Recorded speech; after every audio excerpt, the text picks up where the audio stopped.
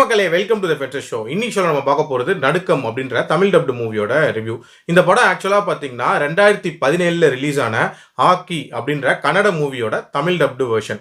ஆக்சுவலா அந்த ஆக்கிங்கிற படம் எந்த மூவியோட ரீமேக் அப்படின்றது நான் இந்த கதையை சொல்ல ஆரம்பிக்கும் போதே உங்களுக்கு புரிஞ்சிடும். ஆக்சுவலா இந்த படத்தோட கதை என்ன அப்படின்னு பாத்தீங்கன்னா 2 டிஃபரெண்டான ஸ்டோரி பிளாட்ஸை காட்டியிருப்பாங்க. ஒரு பிளாட் எப்படி போகும் அப்படின்னா, ஒரு சிங்கிள் மதர் சினிமாவில் எப்படியாவது ஹீரோயின் ஆகணும், அதே நேரத்தில் தன்னோட பண கஷ்டங்களை போக்கணும் அப்படின்றதுக்காக பயங்கரமா சான்ஸ் தேடி அலைஞ்சிட்டு இருப்பாங்க. அவங்களுக்கு அதே நேரத்தில் நிறைய அமானுஷமான விஷயங்களையுமே அவங்களோட வாழ்க்கையில உணர்றாங்க. இப்படி இருக்கக்கூடிய ஒரு சூழ்நிலையில தான் ஒரு டேஞ்சரஸான ஒரு டாஸ்கை அவங்க பண்றதுக்கு முயல்றாங்க. அப்படியே பேரலா பார்த்தீங்க அப்படின்னா சிரஞ்சீவி பற்றி காட்டியிருப்பாங்க. இவர் ஒரு ஆர்டிஸ்டா லண்டன்ல இருப்பாரு.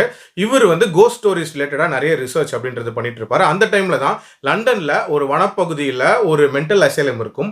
அங்க ஒரு பேயோட நடமாட்டம் இருக்கு அப்படின்ற மாதிரியான நிறைய கதைகளை கேள்விப்படுறாரு. இந்த பிளாட் எப்படி போகுது, கடைசியா இந்த 2 பிளாட்டும் எந்த இடத்துல மர்ஜ் ஆகுது, அந்த கனெக்ஷன் என்ன அப்படின்ற மாதிரி நிறைய விஷயங்களை சொல்லக்கூடிய ஒரு படம் தான் இந்த படம். இந்த கதையை நான் சொல்லும் போதே நிறைய பேர் கெஸ்ட் பண்ணிருப்பீங்க. இது 2015ல வந்த மாயா அப்படின்ற தமிழ் படத்தோட ரீமேக் தான்.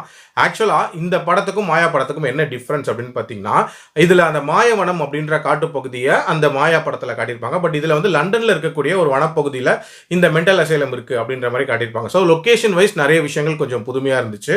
அதே மாதிரி டியூரேஷன் அப்படின்றது பார்க்கும்போது இதுல 2 மணி நேரம் 4 நிமிஷத்துலேயே முடிஞ்சிடும். ஸோ தேவையில்லாத சில காட்சிகள் அப்படின்றதுமே ஒரிஜினல் ட்ரிம் பண்ணியிருக்காங்க.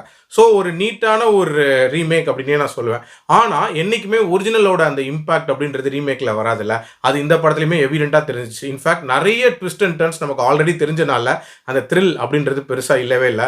ஆல்சோ ஒரு சில விஷயங்களை எடுத்த விதம் அப்படின்றது மாயால ரொம்ப சூப்பரா எடுத்திருப்பாங்க அப்படின்னே தோணுச்சு. அந்த சவுண்ட் எஃபெக்ட்ஸ்லாம் வேற லெவலில் இருந்துச்சு. உதாரணத்துக்கு ஆட்டோல வெயிட் பண்ணிட்டு இருக்கும் போது நடக்கக்கூடிய சம்பவங்கள் அப்படின்ற மாதிரி காட்டியிருப்பாங்கல்ல, அதெல்லாமே இந்த வெர்ஷன்ல ரொம்ப சாதாரணமா இருந்த மாதிரி தான் இருந்துச்சு. அதே மாதிரி அந்த தலையில்லாத முண்டம் போர்ஷனா இருக்கட்டும், அதே மாதிரி அந்த காட்டு பகுதிகளை கடைசியாக எஸ்கேப் ஆகிற போர்ஷனா இருக்கட்டும், அது எதுவுமே கொஞ்சம் ஒரிஜினல் அளவுக்கு எடுக்கல அப்படின்னே சொல்லுவோம். பட் ஸ்டில் இது ஒரு குவாலிட்டியான ரீமேக் தான். பட் ஒரிஜினல் பார்த்தவங்களுக்கு ஒரு பெரிய இம்பாக்டை கொடுக்காது அப்படின்னே சொல்லலாம். என்னோட ரேட்டிங் இந்த படத்துக்கு 3 out of 5. ஸோ நீங்கள் ரீமேக் வெர்ஷன் பார்க்கணும்னு நினைச்சீங்கன்னா ட்ரை பண்ணி பாருங்க, இல்லைனா ஸ்கிப் பண்ணிக்கோங்க.